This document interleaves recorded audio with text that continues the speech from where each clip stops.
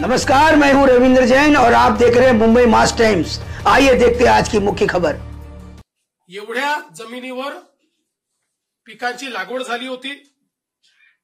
यापैकी साधारणपणे 68,69,756 हेक्टर एवढ्या जमिनीवरचं पिकांचं नुकसान झालेलं आहे। यात काही जमिनीवर अंशतः आहे आणि मोठ्या प्रमाणात पूर्णतः नुकसान आपल्याला पाहायला मिळतं आहे। साधारणपणे मेजर नुकसान जे आहे ते 29 जिल्ह्यांमध्ये झालेलं आहे। 253 तालुके हे जवळपास सरसकट आम्ही घेतलेले आहेत की ज्या ठिकाणी आम्ही मदत करतो आहोत, ज्यामध्ये 2059 मंडळ आहेत की ज्या मंडळांमध्ये क्रॉप डॅमेज झालेला आहे।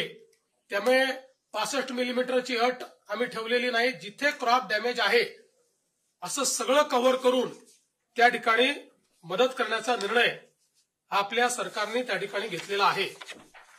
एकूण सर्व प्रकारची जी मदत आपण करतो आहे, ज्यामध्ये क्रॉप डॅमेज आहे, ज्यामध्ये खरडून गेलेल्या जमिनीचा विषय असेल किंवा मृत व्यक्तींना मदत असेल, जखमींना मदत असेल, इस्पितळातली मदत असेल, 10,000 रुपये जे आपण देतो ती मदत असेल, पूर्णतः जे नष्ट झालेले पडझड झालेले घर आहेत जी 100% गेली आहेत त्याला पूर्णपणे आपण नव्याने घर बांधण्याकरता त्या ठिकाणी मदत करणार आहोत आणि नव्याने प्रधानमंत्री आवास योजनेतला नवीन घर समजून त्याला पूर्ण पैसे देऊन त्या ठिकाणी त्या घराची निर्मिती आपण करणार आहोत।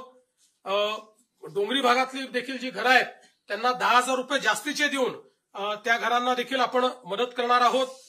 जिथे अंशतः घरांची पडझड झाली आहे त्यांनाही मदत करणार आहोत। झोपड्यांची जिथे पडझड झाली आहे त्यांनाही मदत करणार आहोत।